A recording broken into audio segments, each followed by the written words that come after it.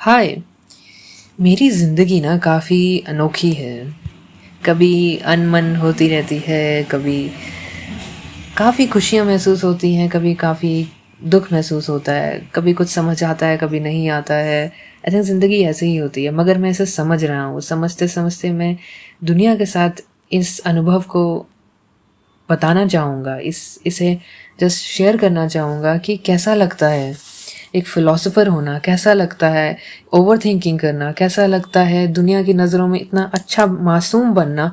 और तुम क्या सोचते हो, क्या नहीं सोचते हो, वो असल में होता है या नहीं होता। ये दुनिया जो है ना, कभी लगता है बहुत अच्छी है, कभी लगता है अच्छी है ही नहीं।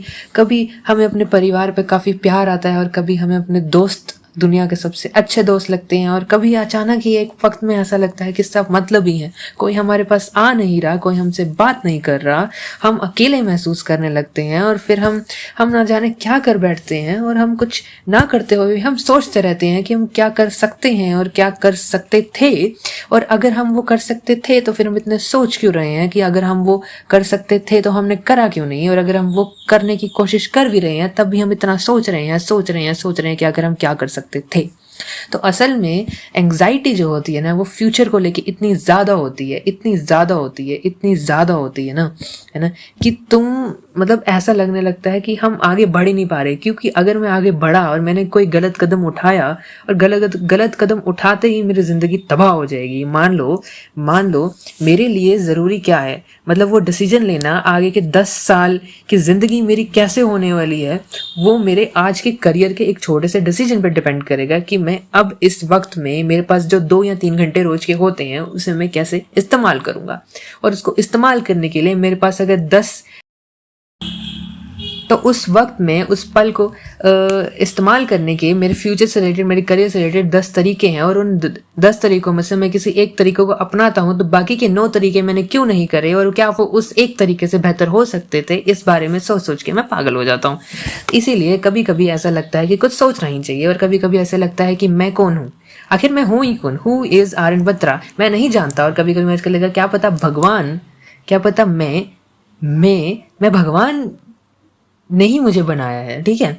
और ये कभी कभी लगता है एकदम सही है, चाहे इसमें कोई लॉजिक हो या ना हो, लॉजिक बनाना ज़रूरी ही नहीं है, क्योंकि ये आसान जवाब जो है कभी कभी सही लगने लगते हैं जब हम बहुत ज़्यादा परेशान हो जाते हैं। और हमें लगता है अगर हमें भगवान ने बनाया है तो इसका मतलब भगवान ने सब कुछ दिया है, और जो भी कर रहे हैं भगवान कर रहे हैं, तो फिर मैं कौन हूँ, मैं क्या कर रहा हूँ, ठीक है।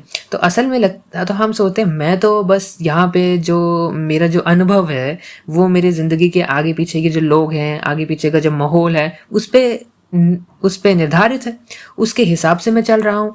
और उसके हिसाब से चल रहा हूँ तो वो जो मेरी ज़िंदगी है वो उसके इर्द गिर्द ही घूमती रहती है ना। मतलब जो मैं करता हूँ, जो मैं नहीं करता हूँ, वो कभी मैंने तो फैसला उसका लिया ही नहीं, वो मेरी ज़िंदगी के आगे पीछे के माहौल ने लिया था, और मुझे बताया गया है मुझे क्या करना चाहिए और क्या नहीं करना चाहिए। कभी तो मैंने खुद के बारे में सोचा ही नहीं। और अगर मैं खुद के बारे में सोच रहा हूँ ना, तो वो असल में उसका नतीजा ये निकलता है कि वो भगवान जो है ना, भगवान जो है उसने मुझे वो ज़िंदगी दी है, उसने मुझे यहाँ लाया है, और वही है जो मेरी ज़िंदगी के सारे फैसले ले रहा है।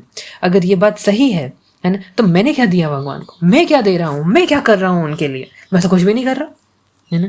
तो ये क्या बात हुई, तो क्या पता मैंने अपना सब कुछ दे दिया, मैंने भगवान को अपना सब कुछ दे दिया, तो मैं तो हूँ ही नहीं ना, मैं हूँ ही नहीं।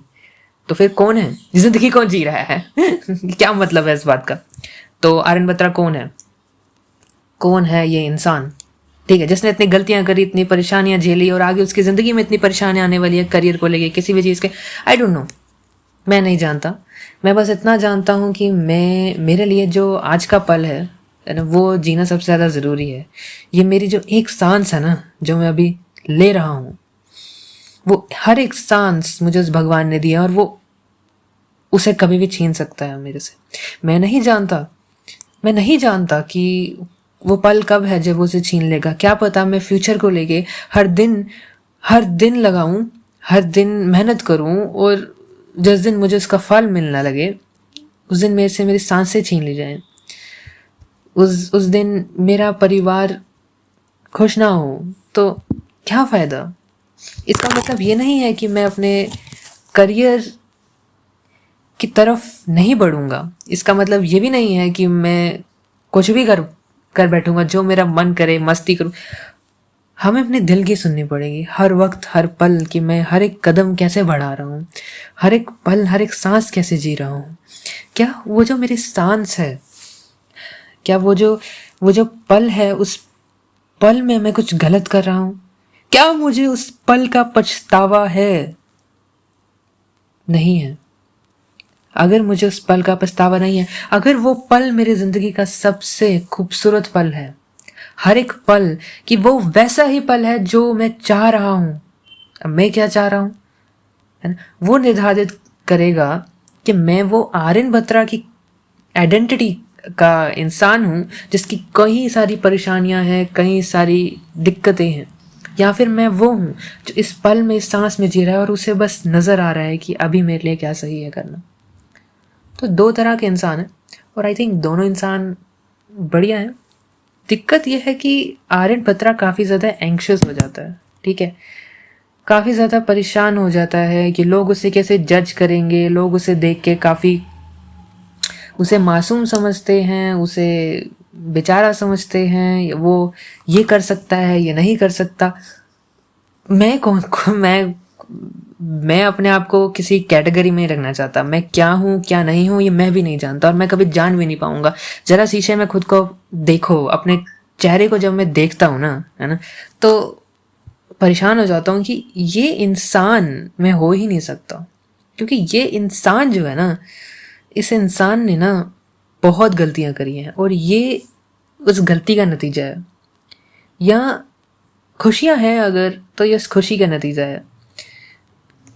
मगर मैं इस इंसान के अंदर बैठा वो दिल हूं, इस इंसान, इस चेहरे के पीछे वो एक नकाब हूं जो बहुत खूबसूरत है, जो इतना खूबसूरत है, जो सबका अच्छा चाहता है, जो प्यार से अपनी ज़िंदगी जीता है, जो सिर्फ प्यार बटोरना जानता है, जो एक सिंपल ज़िंदगी जीना चाहता है, हर एक सांस में सबका अच्छा चाहता है, खुद भी अच्छा इंसान बनना चाहता है।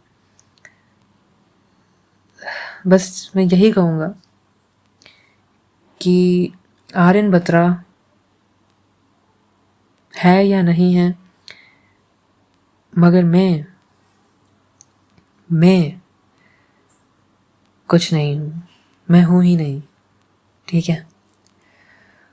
ये थी हमारी पॉडकास्ट का एपिसोड नंबर 1, और इसके बाद हम देखेंगे आगे आने वाली ज़िंदगी में क्या होता है क्या नहीं होता है। अपनी खूबसूरत पलों को जिएंगे, है ना, मगर हर एक पल मेरे लिए ख़ास होगा, जैसे आपके लिए है, सबके लिए है।